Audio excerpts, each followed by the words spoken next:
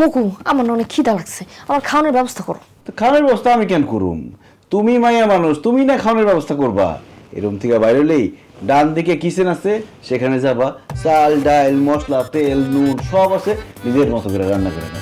Oh no মকু, এটা তুমি কি কইলা? হ্যাঁ মানে গ্রামে থাকলেও আমি রান্না করে খামু, বিদেশেও আমি রান্না করে খামু, তাহলে যে তুমি এত বড় একটা হোটেল দিছো, এত বড় একটা হোটেলের মালিক হলে আপনি কি হইছে? তোমার এত চাকর বাকর, এত টাকা পয়সা, তাহলে আপনি কি হইছে? সি সি সি সি সি, তুমি কিভাবে বলতে পারলা আমার এই বিদেশের মাটিতে আমি রান্না করে খাবো? আমার তো ভাবতেই কেমন লাগতেছে।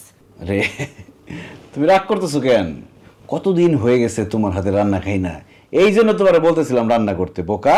শোনো, দেশের মাটিতে আমি তোমার রান্না বান্না করে খামু, বিদেশে আমি কোনো রান্না বান্না করতে পারবো না। পাঁচ ভালো চলো আমরা দুইজনে কোন একটা রেস্টুরেন্টে যাই, বিদেশি বিদেশি মজার মজার খাবার খাই। চলো।